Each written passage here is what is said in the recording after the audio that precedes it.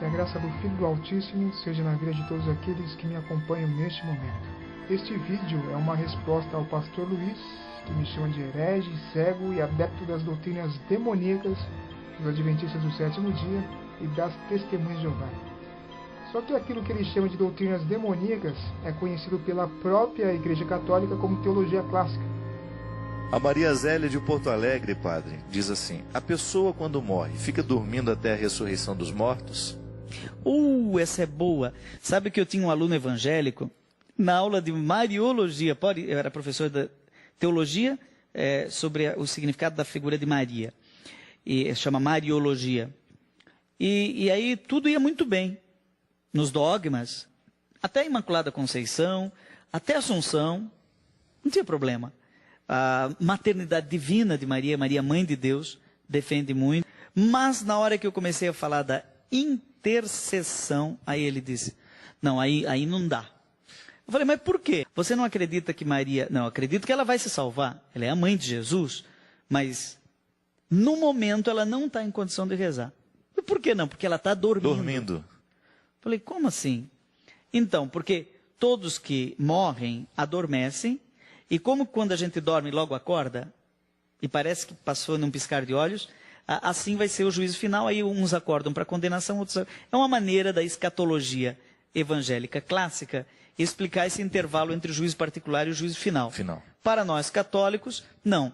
A gente morre e imediatamente vem o juízo particular e aqueles que são salvos repousam eternamente no coração de Deus, mas acordados. Aí você viu os padres Fábio de Mello e Joãozinho conversando sobre o assunto. E o padre Joãozinho denominou a visão que eu tenho defendido como escatologia clássica. Todos que morrem adormecem, e como quando a gente dorme logo acorda, e parece que passou num piscar de olhos, assim vai ser o juízo final, aí uns acordam para condenação, outros... É uma maneira da escatologia evangélica clássica explicar esse intervalo entre o juízo particular e o juízo final. Pois no período da Reforma na Idade Média, a teologia clássica era usada pelos reformadores para refutar o dogmatismo da Igreja Católica. É aquilo que o padre chama de teologia clássica, o Luiz chama de doutrina de demônios, pelo fato de ser o ponto de vista adotado pelas Testemunhas de Jeová e pelos Adventistas.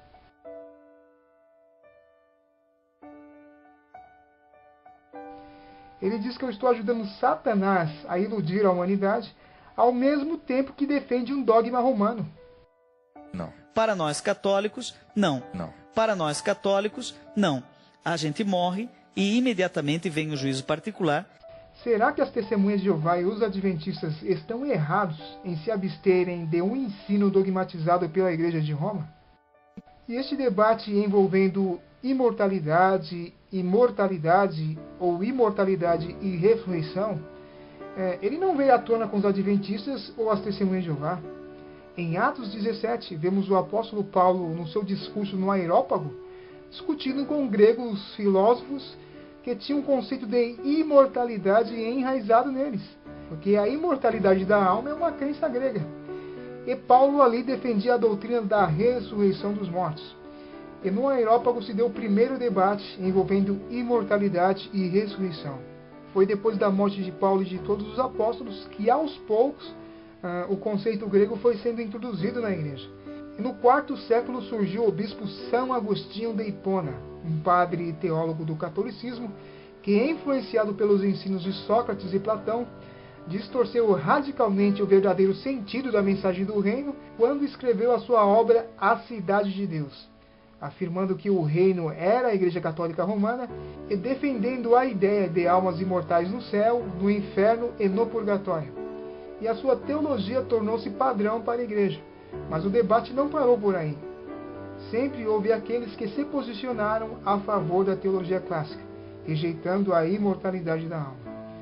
E em 31 de outubro de 1517, Martinho Lutero ele entrou na Reforma a favor da teologia clássica.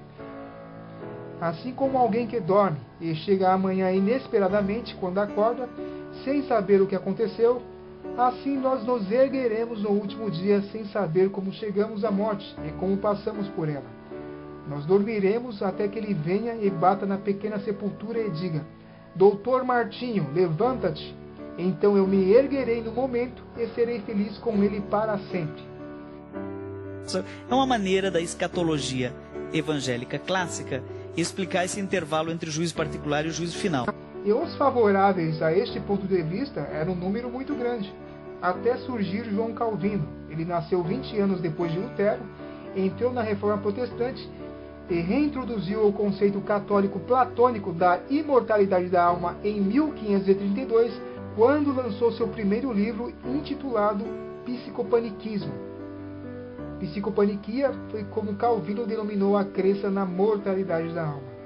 E ele nesta obra criticou os comentários de Lutero a favor da mortalidade da alma e ridicularizou todos os que acreditavam na morte como sono, chamando todos de tagarelas, loucos, bêbados, sonhadores que não sabiam ler as Escrituras. Ele ensinou que a passagem do rico e do Lázaro não era uma parábola, mas a maneira de escrever o destino dos justos e injustos, que as pessoas ao morrerem vão direto para o céu ou para o inferno. Isso porque na época os livros apócrifos eram usados para provar que este conceito de seio de Abraão era uma crença dos fariseus.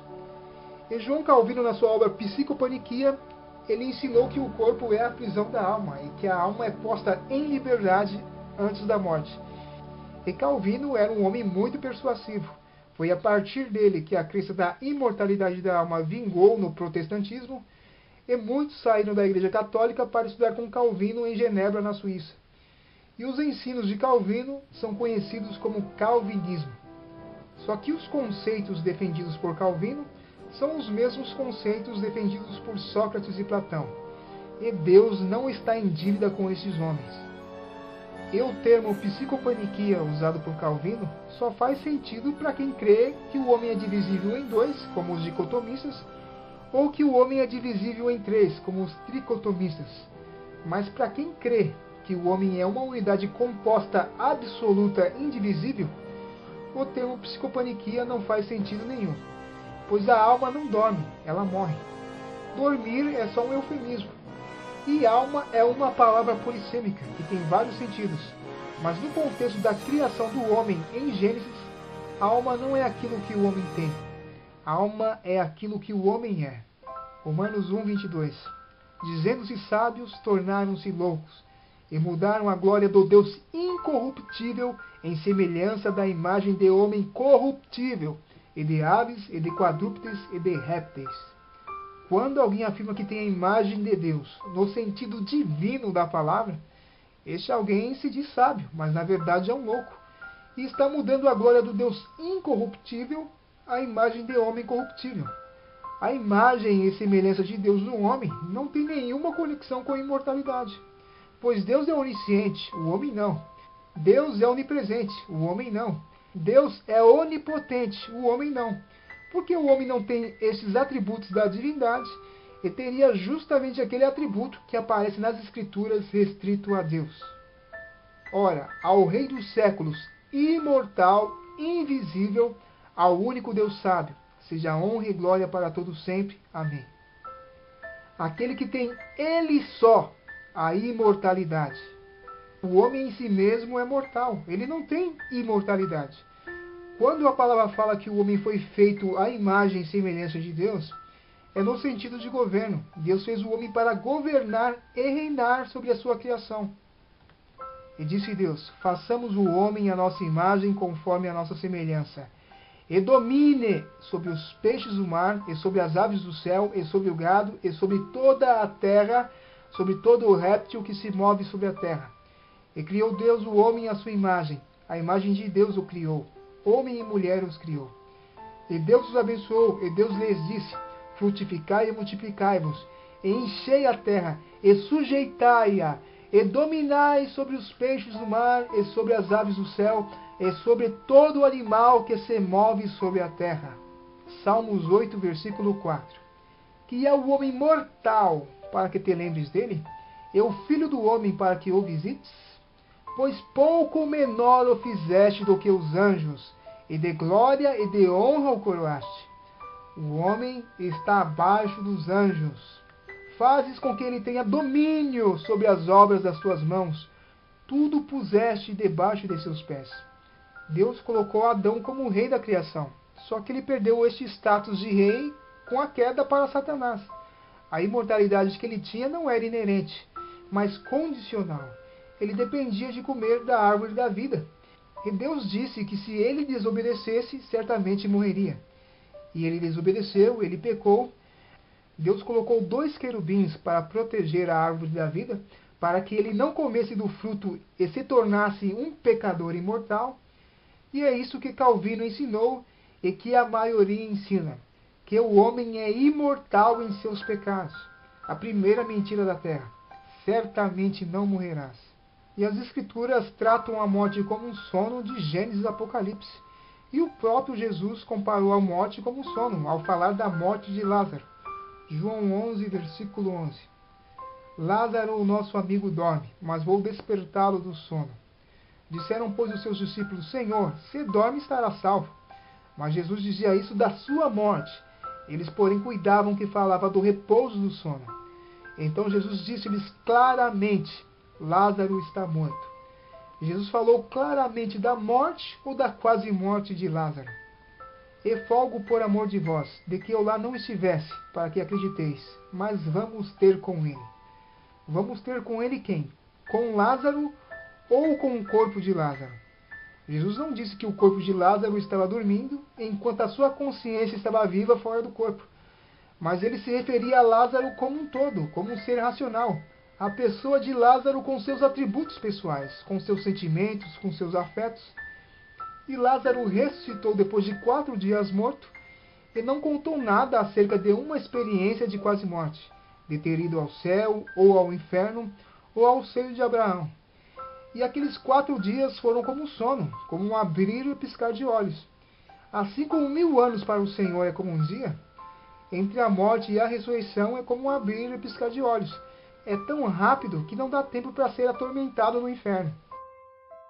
Então, porque todos que morrem adormecem, e como quando a gente dorme logo acorda, e parece que passou num piscar de olhos, assim vai ser o juízo final. Aí uns acordam para condenação, outros... É uma maneira da escatologia evangélica clássica explicar esse intervalo entre o juízo particular e o juízo final. Só que o Luiz, por desconhecer os fatos históricos, rotula isso como doutrina de demônios e usa a tática de pressão, conforme disse Clark Pinnock. Parece que um novo critério para a verdade foi descoberto, segundo o qual, se os adventistas ou os liberais mantêm algum ponto de vista, esse deve estar errado. Aparentemente, a defesa de uma verdade pode ser decidida por sua associação e não precisa ser testada por critérios públicos em debate aberto. Tal argumento, conquanto inútil em discussão inteligente, pode surtir efeito com os ignorantes que são ludibriados por tal retórica.